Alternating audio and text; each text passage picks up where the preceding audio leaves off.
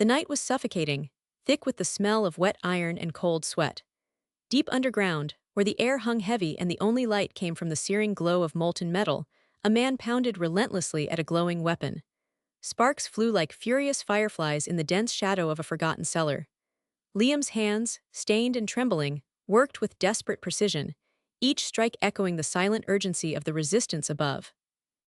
Around him, the world was burning, yet here, beneath iron skies and fractured cities, he forged a lifeline no enemy could sever. How did this terrified blacksmith shape a weapon so terrifying it changed the fate of a forgotten war? What secret metal whispered survival into the hands of the condemned? This was no ordinary weapon. This was a terror born of silent resistance, a weapon forged in shadows to cut the chains of tyranny. Before dawn, Liam's creation would echo across battlefields, shifting the fragile tides of war in ways the world would never forget. The year was 1943. The air was thick with the acrid scent of burning rubber and scorched earth. Somewhere in occupied territory, the ground was cold and muddy underfoot, the relentless drizzle masking the whispers of fear and hope.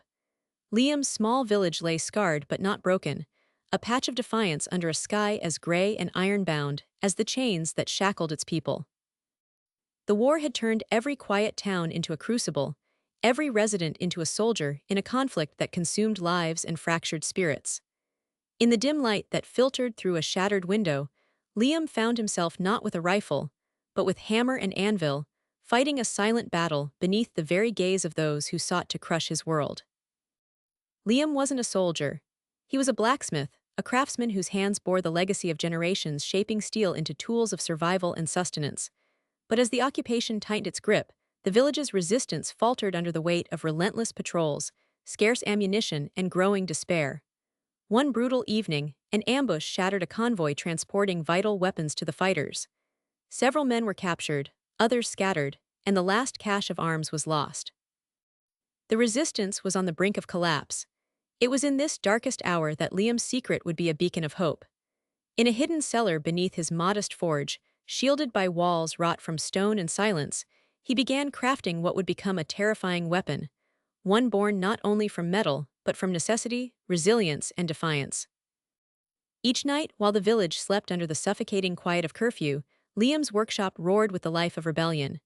From scraps of scrap metal, broken machinery, and stolen parts, he forged something brutal and precise. The work was slow and perilous, discovery meant death or worse. Armed patrols passed by mere meters above, their boots thudding like the heartbeat of a merciless beast. Supplies were scarce, fear was plentiful. Yet Liam's hands, guided by years of skill and fueled by desperate urgency, shaped together a weapon unlike any the war had seen: compact, silent, deadly. It was designed not for frontline combat, but for the shadows. A tool for sabotage, for survival, a symbol of civilian bravery. Every inch bore the mark of the underground struggle, a testament to the unyielding spirit of those who refused to surrender. But danger tightened its noose. One bitter night, as a storm masked the clatter of footsteps, the resistance received word that enemy forces planned a sweep to root out hidden workshops and resistance cells. Panic rippled through the village. Their sanctuary was on the brink of being discovered. Liam worked feverishly, the clang of hammer on metal punctuated by ragged breaths and a mind racing with fear. In his hands lay the fate of many, the slim chance to ignite a spark that could turn despair into defiance. As enemy boots pounded the cobblestones above, Liam prepared the first batch of weapons, knowing that within hours, lives would hang in the balance. Could this terrifying weapon tilt the odds? Could one man hidden beneath rubble and ruin alter the course of history? The climax came with brutal immediacy. The basement door was forced open, splintered wood and cold steel pierced the air. Liam hesitated no longer. With his secret weapon clutched tightly, he rushed into the darkness to meet the unknown. Amid the chaos, the compact device unleashed its brutal purpose. Silent but devastating, it disabled machines, disrupted communications, and scattered enemy patrols in disarray. The resistance fighters, armed now with Liam's creation, struck like ghosts from the shadows. Fear turned to adrenaline. Desperation became courage. The tide shifted beneath iron skies, not with thunderous artillery, but with the quiet efficiency of a weapon born from clandestine hands and relentless spirit. Yet the reality was as harsh as the steel Liam forged.